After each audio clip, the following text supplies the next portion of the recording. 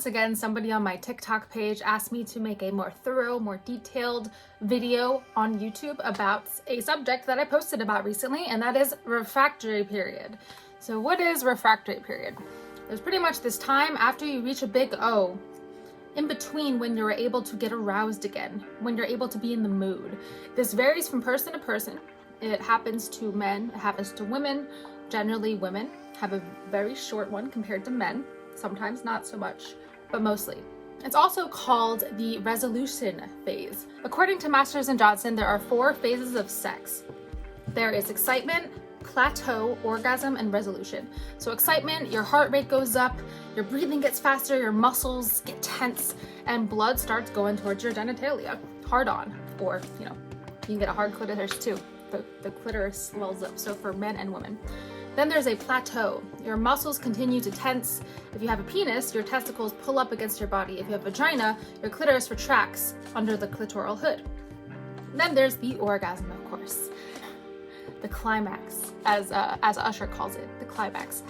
Your muscles contract and release tension. Your body gets flushed and red. If you have a penis, then your pelvic muscles contract to help release the ejaculation. Then there is the resolution, which is when the refractory period starts. Your muscles start to relax, your blood pressure comes down, your body becomes less responsive to sexual stimulation. This is where this refractory period begins. And somebody said on my TikTok video that this is when the shame kicks in, but I don't think there should ever be shame, because guilt and shame are the worst thing possible for sex. There's also a peptide called somatostatin, and it's also thought to reduce sexual arousal right after ejaculation. This is a hormone that regulates the endocrine system and inhibits growth hormone. So that is another theory why it's a longer refractory period for men, is because of the somatostatin and the fact that a male's peripheral system is more involved in bodily changes after the orgasm. But for women, on the other hand, a lot of the time, a woman can be ready to go within seconds. Sometimes a woman has an orgasm and she's like, I'm ready. And a lot of women are able to have multiple orgasms compared to men, which is pretty nice. But there are also a lot of men who have really short refractory periods. Another thing that's interesting about the female genitals is that they might remain lubricated after sexual activity, even if she no longer feels aroused, making sexual intercourse easier. However, both males and females can experience a psychological refractory period. This happens when a person doesn't want to have sex again. They might feel satisfied and prefer to avoid immediate sexual contact.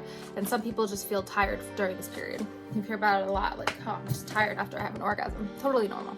It makes me think too, if a woman is able to stay aroused after she has an orgasm, maybe that's why lesbian population has more orgasms, because they're able to have simultaneous ones, one after the other, whereas if you're in a heterosexual couple, most men have a little bit of it longer that they have to wait in between. You're more likely to have a longer refractory period after you have sex versus masturbation. So researchers found that prolactin, a key hormone in the refractory period, levels are over 400% higher after having sex with a partner versus masturbation. If you have an orgasm from masturbation before sex, you're likely to have a shorter refractory period. So can you shorten a refractory period? Let's say you're a man who wants to be able to go again. Maybe you come too fast. I'm gonna make a video on that next week. How to not come so fast if you have a premature ejaculation, or if you want to last longer. But let's say you came and you want to keep going and you don't know what to do. There are ways to shorten it.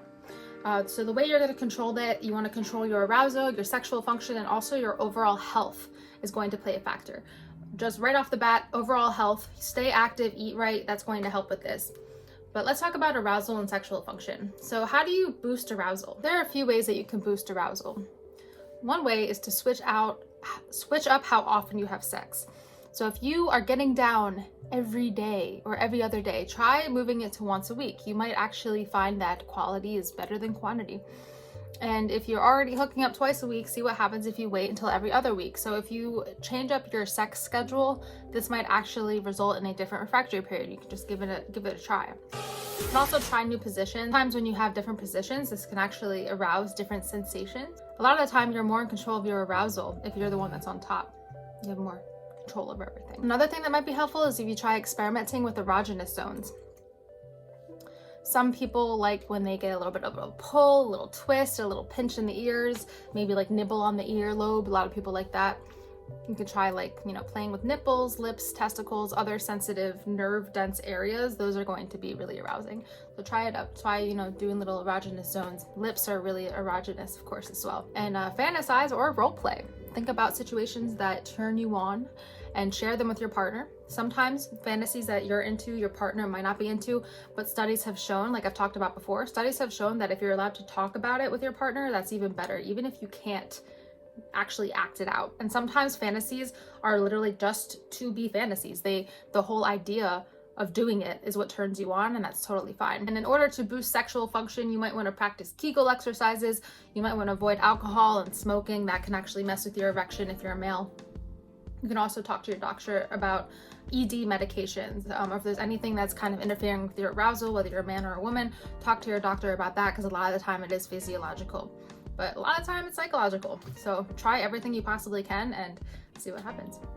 So if you're concerned about how long it takes you to reach or recover from an orgasm, definitely see a sex therapist or a physician who's knowledgeable in human sexuality.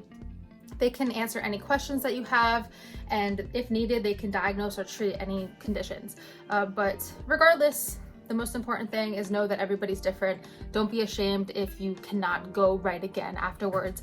But I'm hoping this video was informative and that you understand that there are ways to fix it, especially if you see a professional, and especially if you try increasing your arousal, taking care of your body. And if you have any sexual dysfunction, see if it's something that could be fixed. So thank you so much for watching this video. I do post every Wednesday. This is my TikTok, this is my Instagram. Please subscribe if you hadn't already. Comment below with any thoughts. And yeah, thank you so much for watching, and I will see you in the next video.